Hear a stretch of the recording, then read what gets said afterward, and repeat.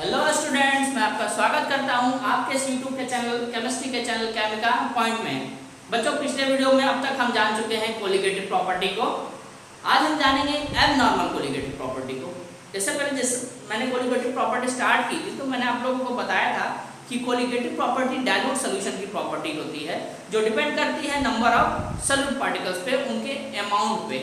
तो जो हम नॉर्मली अब तक जो भी केस कंसिडर कर रहे थे और उसमें हम ये कंसिडर कर रहे थे कि जो सॉल्यूट हम सॉल्वेंट में डाल रहे हैं वो सॉल्यूट सॉल्वेंट में डालने के बाद ना तो डिसोसिएट कर रहा है ना ही एसोसिएट कर रहा है। मतलब वो सॉल्वेंट में जाने के बाद ना तो टूट रहा है ना तो जुड़ रहा है। बहुत बार ऐसा होगा कि जब हम सॉल्यूट को सॉल्वेंट में डिसॉल्व करेंगे तो वो सॉल्यूट सॉल्वेंट में जाने के बाद या तो डिसोसिएट हो जाएगा या तो एसोसिएट हो जाएगा। उस केस में हमारी observe colligative property expected colligative property के बराबर नहीं आएगी। जैसे कि एग्जांपल्स में से समझाता हूं। मान लीजिए सॉल्वेंट है और उसमें हमने क्या किया, 1 मोल NaCl डिसॉल्व कर दिया। हमने 1 मोल NaCl डिसॉल्व कर दिया। सॉल्वेंट है, वाटर है हमारा, और उसमें हमने 1 मोल NaCl डिसॉल्व कर दिया और सारे अपने कैलकुलेशन की, कितना एलिवेशन इन बॉइलिंग पॉइंट होगा, कितना डिप्रेशन फ्रीजिंग पॉइंट होगा, हमारी सारी कैलकुलेशन हो रही होगी 1 मोल के हिसाब से। लेकिन होगा क्या, जब 1 मोल NaCl को वाटर में डिसॉल्व करेंगे तो ये 1 मोल NaCl वाटर में जाने के बाद Na प्लस और Cl माइनस में छूट जाएगा। टोटल कितने मोल हो गए, 1 और 1। इस सॉल्यूशन में कितने मोल हो गए, टोटल 2 मोल हो गए। और हमारी सारी कैलकुलेशन कितने मोल के हिसाब से हो रही है, 1 मोल के हिसाब से आ रही है। तो उस केस में हमारी जो ऑब्जर्व वैल्यू है वो एक्सपेक्टेड वैल्यू के बराबर नहीं होगी। ऐसी कोलिगेटिव प्रॉपर्टीज को नाम देते हैं एबनॉर्मल कोलिगेटिव प्रॉपर्टी। और उस केस में हम अपनी ऑब्जर्व वैल्यू को एक्सपेक्टेड वैल्यू के बराबर करने के लिए एक फैक्टर इंट्रोड्यूस करते हैं जिसे कहते हैं वांट हाफ फैक्टर, और उसको रिप्रेजेंट करते हैं आई से, स्मॉल आई से। तो चलिए हम स्टार्ट करते हैं इस टॉपिक को और देखते हैं क्या इसमें हम पढ़ेंगे। हमारा आज का टॉपिक है abnormal colligative property want half factor I. Normal colligative property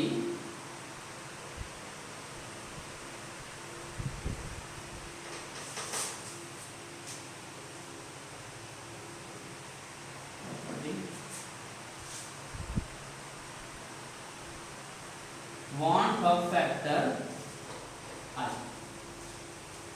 तो वांट ऑफ फैक्टर आई का इंट्रोड्यूस क्यों करना पड़ा? बहुत बार होता क्या है, जब हम सॉल्यूट को सॉल्वेंट में डिसॉल्व करते हैं तो सॉल्यूट सॉल्वेंट में जाके या तो डिसोसिएट कर जाता है या तो एसोसिएट कर जाता है।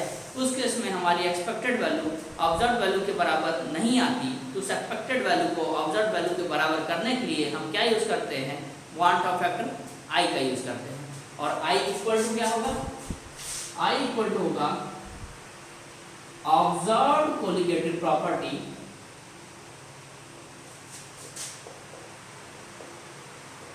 Upon expected colligative property.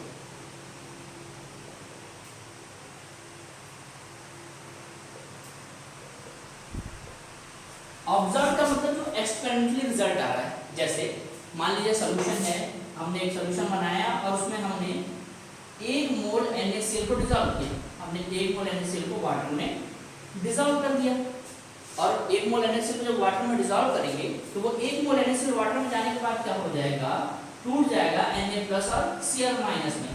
Total कितना मोल हो जाएगा, 2 मोल। हम सारी कैलकुलेशन अपनी कॉपी में कर रहे होंगे 1 मोल के अकॉर्डिंग, लेकिन जो एक्सपेरिमेंटली रिजल्ट आएगा वो कितने मोल के अकॉर्डिंग आएगा, 2 मोल के अकॉर्डिंग। तो हमारी जो कैलकुलेटेड वैल्यू रहेगी, जो हमारी एक्सपेक्टेड वैल्यू रहेगी, वो ऑब्जर्व वैल्यू के बराबर नहीं हो पाएगी। मतलब जो भी हम कैलकुलेट कर रहे हैं वो हमारी एक्सपेक्टेड जो थ्योरेटिकल वैल्यू है वो एक्सपेरिमेंटल वैल्यू के बराबर नहीं हो पाएगी। हम सारी कैलकुलेशन कर रहे होंगे 1 मोल से और एक्सपेरिमेंटल रिजल्ट आ रहा होगा 2 मोल से। तो उस केस में हमारी जो ऑब्जर्व वैल्यू है उसको एक्सपेक्टेड वैल्यू के बराबर करने के लिए हमें उसको आई से मल्टीप्लाई करना पड़ेगा। तो आई इक्वल टू क्या हो जाएगा, observe colligative property upon expected colligative property. या फिर हम उसको ऐसे भी ले सकते हैं, ऑब्जर्व का मतलब experimental colligative property, experimental colligative property upon calculated colligative property.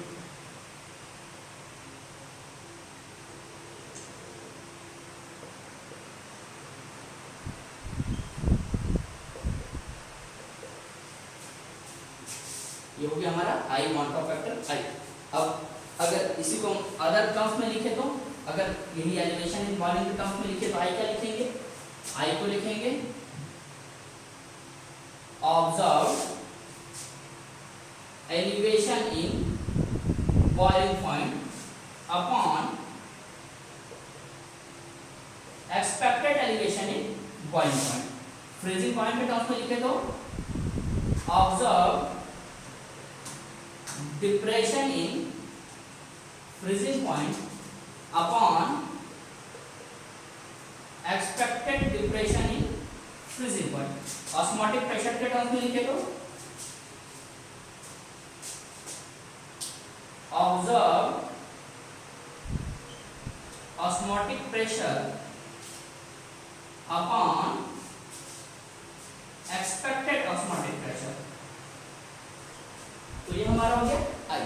अब हमारे जो इक्वेशन है, जो हमारे क्वालिटेटिव प्रॉपर्टीज के इक्वेशन है, उनमें भी चेंज आ जाएगा, उनमें भी क्या आ जाएगा, चेंज आ जाएगा।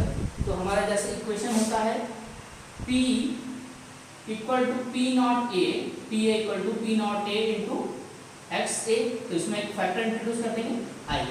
हमारा होता है del T B equal to K B into M, तो इसको भी क्या कर देंगे, आई से मल्टीप्लाई कर देंगे। और del T F equal to क्या आ जाएगा, के एफ इंटू एम, इसको भी आई से मल्टीप्लाई कर देंगे। और pi equal to C R T होता है, तो इसमें क्या करेंगे, आई से मल्टीप्लाई करेंगे, ताकि हमारी एक्सपेक्टेड वैल्यू ऑब्जर्व वैल्यू के बराबर आए। अगर हम मोलर मास के टर्म्स में बात करें तो मोलर मास के केस में आई की वैल्यू होगी expected molar mass, expected molecular weight upon observe molecular weight. वहां ये चीज उलट जाएगी, क्योंकि मॉलिक्यूलर वेट क्या होता है, वेट अपॉन, कभी भी हम मोल निकालेंगे तो weight upon molecular weight, molecular weight नीचे रहेगा तो नीचे वाली वैल्यू ऊपर चली जाएगी।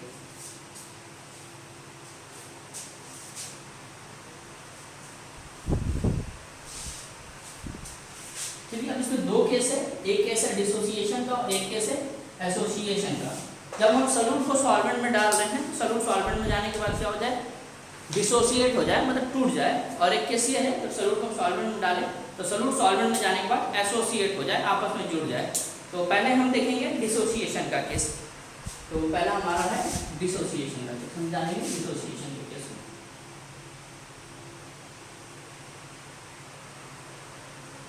मान लीजिए कोई सॉल्यूट है और उसको हमने सॉल्वेंट में डाला तो वो डिसोसिएट कर दिया Na पार्टिकल्स में।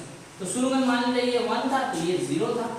अब इसमें से जो पोर्शन टूटेगा वो डिसोसिएट करेगा, तो कितना बचेगा 1, और जो पोर्शन टूटा उसको मान ले अल्फा, और ये कितना बन जाएगा n अल्फा, कितना बन जाएगा n अल्फा। अब अगर हम क्वांटम फैक्टर लिखें तो ये हमारा 1 मोल है और ये हमारा क्या है 1 माइनस अल्फा मोल, और ये n अल्फा मोल। तो क्वांटम फैक्टर आई होगा ऑब्जर्व कोलिगेटिव प्रॉपर्टी अपॉन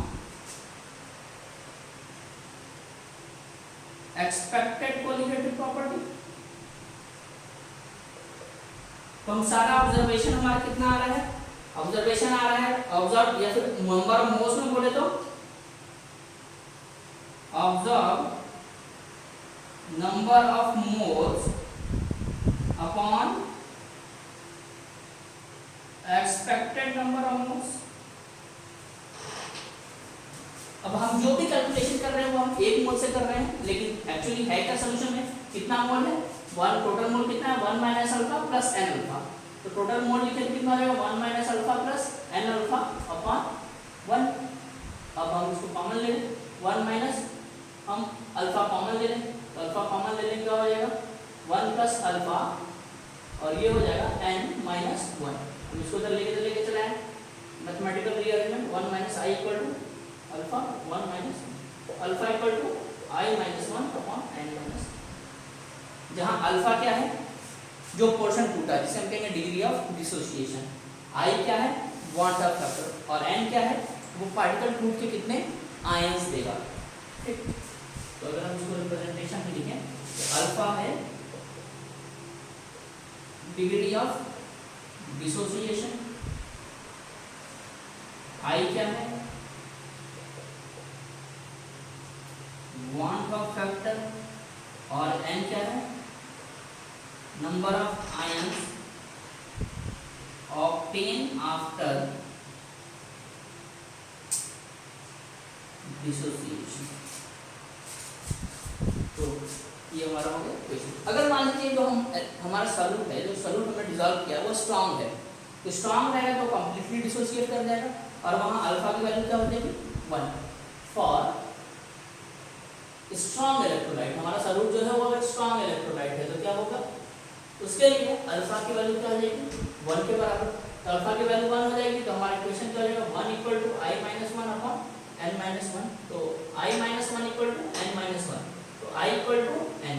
तो उस केस में क्वांटा फैक्टर आई की वैल्यू क्या होगी n के बराबर। जैसे एग्जांपल के लिए केसीएल एक स्ट्रांग इलेक्ट्रोलाइट है और ये डिसोसिएट करने के बाद K प्लस Cl माइनस में टूटेगा। कितने आयंस दिए 2 आयन, n की वैल्यू कितनी होगी 2 और I की वैल्यू भी कितनी हो गई 2। हम लिखते हैं K2SO4, ये भी एक स्ट्रांग इलेक्ट्रोलाइट है और इसके लिए अल्फा की वैल्यू 1 होगी, ये भी पूरी तरह से डिसोसिएट करेगा। कैसे टूटेगा 2K प्लस SO4 माइनस 2, तो यहाँ n की वैल्यू कितनी हो जाएगी 3, I की वैल्यू कितनी हो जाएगी 3। तो ये हमारा रिलेशन है I में, अल्फा में, n में, और ये डिसोसिएशन का।